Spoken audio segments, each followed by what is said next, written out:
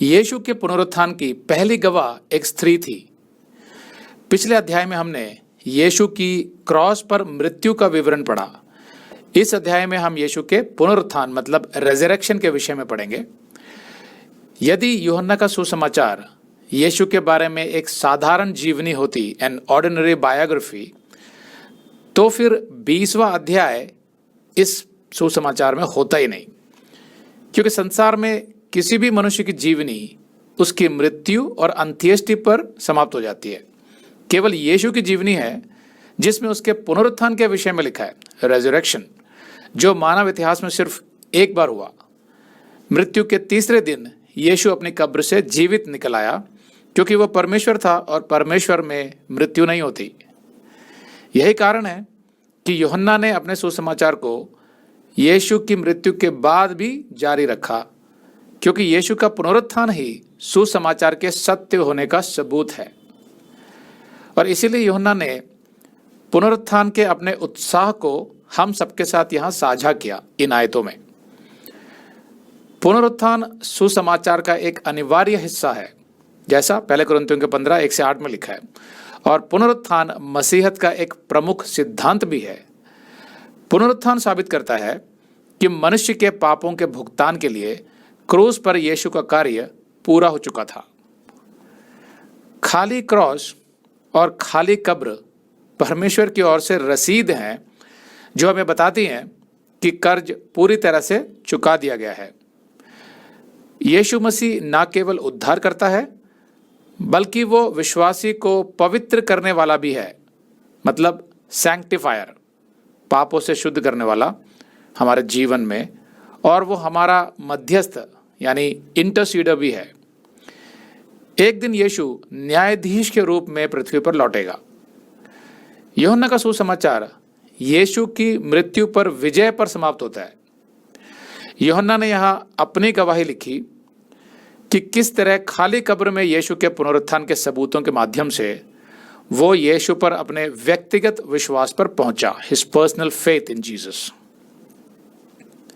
पहली आयत, सप्ताह के पहले दिन मरियम मगदलीनी, पहले दिन मतलब संडे को, भोर को अंधेरा रहते ही कब्र पर आई और पत्थर को कब्र से हटा हुआ देखा। तब वह दौड़ी और शमौन पतरस और उस दूसरे चेले के पास, दूसरा चेला कौन? यूहन्ना, वो अपने बारे में ऐसे लिखता था, दूसरे चेले के पास जिससे यीशु प्रेम रखता था, आकर कहा, वे प्रभु को कब्र में से निकाल ले गए हैं और हम नहीं जानती कि उसे कहाँ रख दिया है।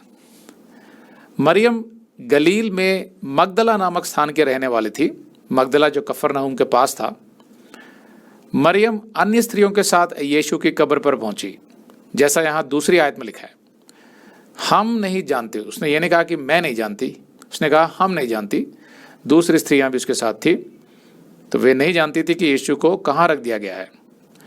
और अन्य सुसमाचारों में भी मरियम के साथ और भी स्त्रियां, उनका जिक्र है, जैसा लूका 24:10 में है।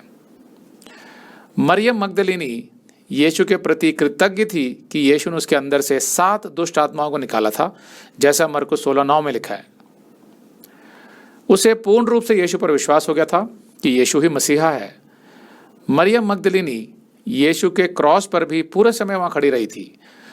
अगर आप ये संदेश पूरा देखना चाहते हैं तो आप इसे हमारे वेबसाइट hindiBiblestudy.com पर देख सकते हैं। ये वीडियो हमारे जुलाई के वीडियोस में अपलोड किया हुआ है, तो जिनके पैकेज में भी जुलाई का महीना शामिल है, उनको यह वीडियो उनके माई अकाउंट में जुलाई के वीडियोस में मिल जाएगा। अगर आप हमारे वीडियो फोन पर देख रहे हैं तो अच्छी स्पीड के लिए कृपया गूगल क्रोम या मोजिला फायरफॉक्स ब्राउजर इस्तेमाल करें। तो इनको डाउनलोड करने के लिए आप प्ले स्टोर में जाएं और ऊपर गूगल क्रोम टाइप करें, फिर आप गूगल क्रोम ब्राउजर पर क्लिक करें और उसे इंस्टॉल करें। ये एकदम फ्री है। इसी तरह आप मोजिला फायरफॉक्स टाइप करें, फिर आप मोजिला फायरफॉक्स ब्राउजर पर क्लिक करें और उसे इंस्टॉल करें। यह भी एकदम फ्री है।